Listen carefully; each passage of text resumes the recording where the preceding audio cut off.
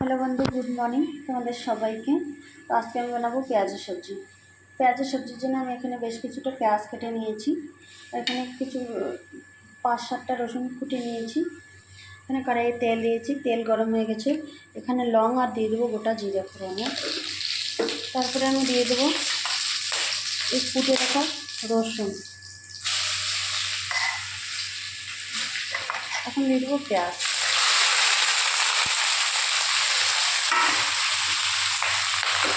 পেঁয়াজটাকে খুব সুন্দর করে ভালো করে নাড়াচাড়া করে পেঁয়াজগুলো আমি বেশি পাতলা কাটিনি, যেহেতু সবজি বানাবো ওই জন্য আমি মোটা মোটা করে কেটে নিয়েছি।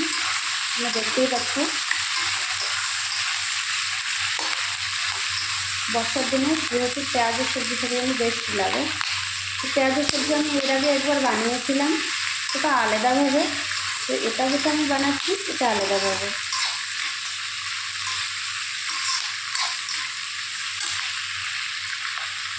তো তোমরা দেখতে থাকো আমি কীভাবে বানাই।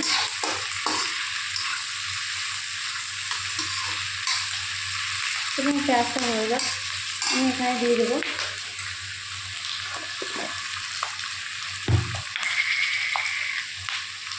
পরিমাণ মতো লবণ।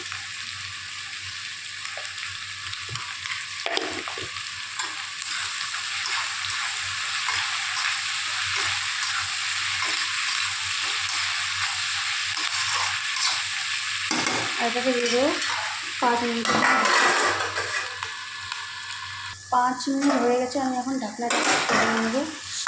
ঢাকনাটা খুব গরম হয়ে গেছে।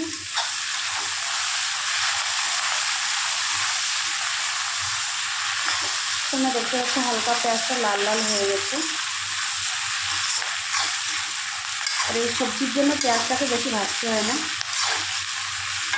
হালকা থেকে লাল লাল হয়ে গেছে। তো এখানে আমি দেবো সবার প্রথমে হলুদ, 1 চামচ হলুদ।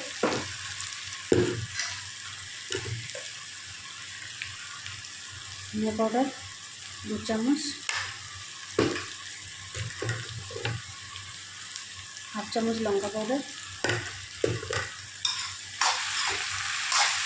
এখন আমি বেশ কিছুক্ষণ ভালো করে নাড়াচাড়া করে নেব।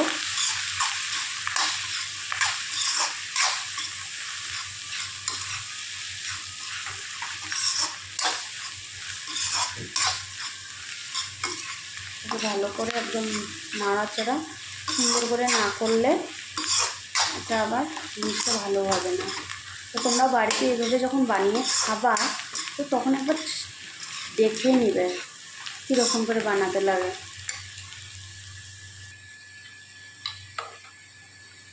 সবার প্রথমে দিয়ে দেবো আমি দইয়ের যে মালাইটা আছে এটা দিয়ে একটু নাড়াচাড়া করে নেব।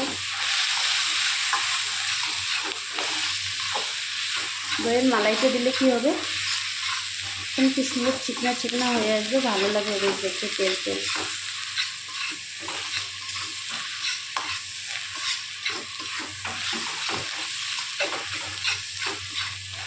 আর এখানে নিয়েছি আমি 2 চামচ দই, এটাও দিয়ে দেবো।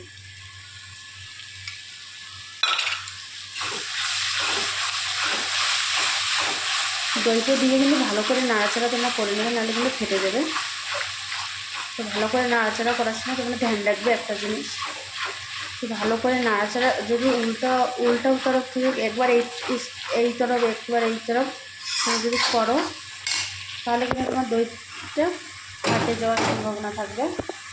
তো যেহেতু না ফাটে তাই জন্য এরকম করে একভাবেই করে নেব।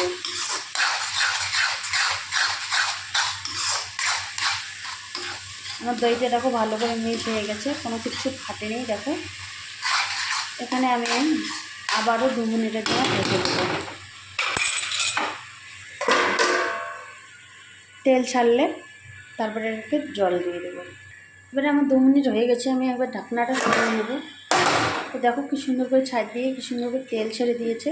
তোমরা দেখতেই পাচ্ছ খুব সুন্দর করে একদম তেল ছেড়ে দিয়েছে। তো এটাতে এখন আমি দিয়ে দেবো জল। তার ভিতরে আমি পরিমাণ মতো জল দিয়ে দেবো। গ্যাসটা একটু তেজ করে দিই। আমি আমি যে দইয়ের উপরে যে মালাইটা দিয়ে দিলাম এটাতে কিন্তু তেল ছেড়ে দিয়েছে, নাহলে কিন্তু সবজিতে তেল ছেড়তো না। কারণ সবজিতে তেল কমই দিয়েছি, এর জন্য গরমকাল যেহেতু আর এখন বর্ষা হচ্ছে, তো এভাবে আমি দিয়ে দিলাম 1 বাটি জল। এখন আমি এটাকে ভালো করে ফুটিয়ে নেব। দেখো কালারটা কিন্তু খুব সুন্দর আসছে, তো তোমরা দেখতে থাকো পুরো ভিডিওটাকে। আমি এটাকে প্রথমে ফুটিয়ে নিই, তারপর ফুটিয়ে নিলে তোমরা দেখতে পাবে খুব সুন্দর কালার এসেছে। দেখো খাতেও কিন্তু খুব সুস্বাদু লাগে। তো ওই প্রথমে ফুটিয়ে নিই, তারপর তোমাদের সঙ্গে কথা হচ্ছে। তোমরা দেখতে পাচ্ছ খুব সুন্দর তেল ছেড়ে দিয়েছে, কালারটা খুব সুন্দর হয়েছে। তোমরা বাড়িতে এভাবে খাবে, এখানে কোনো বাটা মশলার কোনো জরুরি হয় না, এই সবজিটি এভাবেই বানা হয়। তো তোমরা বাড়িতে এরকম করে বানিয়ে খেয়ে দেখবে কীরকম লাগে। এটা পুরীর সঙ্গে, রুটির সঙ্গে, ভাতের সঙ্গে, তোমরা সব কিছুর সঙ্গে খেতে পারবে, খুব সুন্দর সুস্বাদু। তো তোমরা সবাই এভাবে দেখবে আর ঘরে বানিয়ে খাবা। তো মমতা বর্মন পেজ, সবাই লাইক কমেন্ট করতে ভুলবে না। টাটা।